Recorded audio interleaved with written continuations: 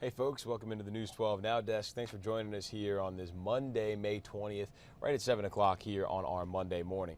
We are bringing you another News 12 FastCast here this morning, so we'll start right off with new this morning. An Aiken County dispatchers confirmed an accident with injuries on I-20. They say it happened at mile marker 13 at Bettis Academy Road, just past mile marker 11 in Graniteville. Details still limited, but we will update you as soon as we learn more. But we didn't see any traffic blocked, anything like that when we got out there. Summer is almost here, and as you make plans for you and the family, one of the places you may go to have some fun in the sun is the pool. But in the past, we've seen a shortage of lifeguards. The American Lifeguard Association found a third of pools across America saw closures or delayed openings in 2022. Here at home, pools like the YMCA are on track with training and getting ready for the summer, getting their lifeguards prepared early. Officials at the YMCA say all three of their pools in Georgia passed inspection last week with 100s. Inspections consist of balancing chemicals, making sure their safety equipment is working properly, and that their staff is ready to go this season. They say while lifeguard classes take place year-round, they amp them up in the spring to prepare for Memorial Day weekend and the summer. I know that there are lifeguard shortages throughout the United States. I take pride, myself and all of our aquatics directors throughout our association, of creating a culture that really, encourages lifeguards to come join us, to learn to be a lifeguard and be a member of our staff. They say they also refresh lifeguards who are coming back, and they recommend kids and parents do pool refreshers as well on pool safety. Another Thunder over Evans is in the books with music, food, fireworks, all in honor of our military community. On Saturday, up to 15,000 were inside Evans Town Center Park, nearly 10,000 outside of the venue to watch the show and celebrate those who have served and honor those who have joined recently. A few people we spoke with say whether you know someone in the military or not, it's a good way to support everything they've done. I'm very proud of her, and I'm proud to have her serve for our country. And whatever she does, her dreams, I'll fall behind. They risk their lives to protect our lives too, it's just really brave. I don't know if I'd be able to see myself doing that, but for the people who do it, I'm definitely grateful. For my dad who was in the Navy for so long, I'm definitely thankful to him. So. Thunder over Evans is an event that just keeps bringing people back. Great to see so many people come out. Also great to see the weather held out because that was questionable for a little bit, but it looked really good out there and a great event to honor those who serve our country. Well, this morning, Richmond County deputies are looking for this missing 39-year-old woman. Amanda Morris was last seen Saturday at Cross Creek Road wearing a pink shirt and blue jeans, and she may be driving a 2008 Chevy Silverado.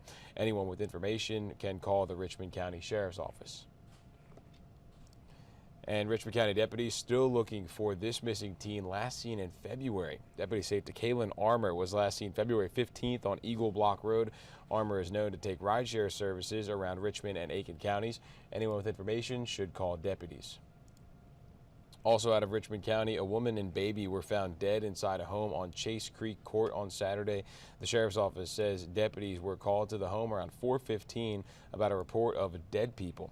Officials say the investigation is still active and will keep you updated as we learn more.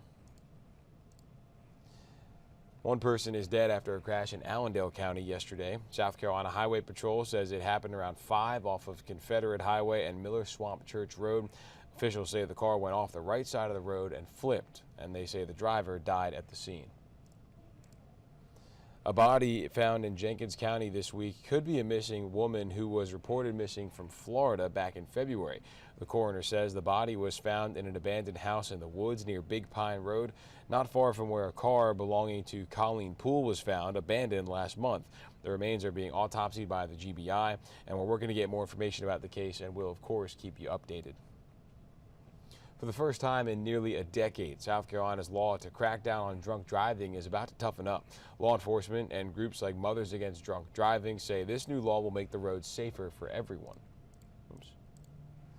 Starting now, people convicted of a DUI will temporarily use an ignition interlock device. It's about the size of a cell phone that's wired into a car's ignition system, and a driver who has one of these must blow into it to start their car with a camera watching them do it.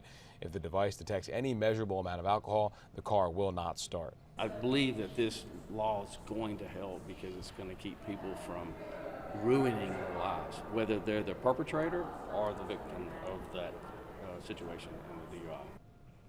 State says it costs about $130 a month to operate one of these, which will fall on the person convicted of the DUI. There is a fund to cover the cost for people who cannot afford it. Augusta Regional Airport is growing to make your flying experience better. 2 terminals getting big upgrades unveiled on Friday. The new jet bridges will allow passengers easier access to boarding and deboarding planes. There's also more space and more views of the runway for comfort at the gate while waiting for your flight. This change comes from federal funding, $3 million that was awarded last year. Having a world-class regional airport for Augusta means attracting jobs, workforce, investment, wealth creation. It means quality of life. It means folks who travel for business or travel for pleasure have easier, smoother, higher quality access to the rest of the nation and to the world from Augusta. With the new changes, Augusta Regional is hoping to appeal more airlines to add more flights beyond the main destinations Atlanta, Charlotte, and D.C. Tomorrow is the Georgia May primary election. Voting centers in Richmond and Columbia counties will be open from 7 to 7. You need to go to your assigned precinct, and you can check out where that is on Georgia's My Voter page. We also have more information on our website.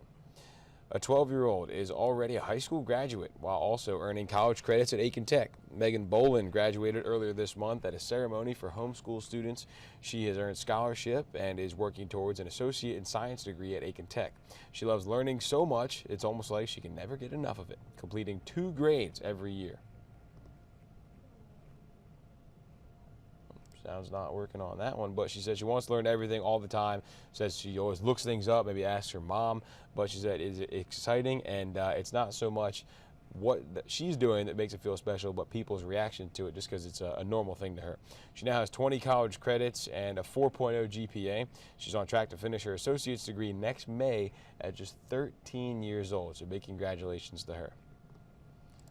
And by repeating as state champions, Jimmy Lewis and the Harlem Bulldogs have won the 9th state championship in school history. Harlem finished their unbelievable season with an overall record of 38-1 with 17 shutouts. They swept the entire playoffs, including the state championship against Calvary Day. Head coach Jimmy Lewis said, quote, "This is probably the greatest baseball team in Harlem's history." Hard to argue with that. Lost 2 games over the last 2 seasons. Also, they say with the pending Board of Education approval, they will rename the field at Harlem High School Jimmy Lewis Field. He's been a part of 7 state championships over there, a well-deserved honor for a legendary coach, nearly 900 wins in his illustrious career. That's going to wrap things up for our News 12 FastCast this morning. Appreciate you tuning in. We've got Morning Mix coming up at 9 o'clock, and then we've got the next FastCast coming up at 11:50, right before our midday show. So we will see you back here in a little bit. Have a great morning.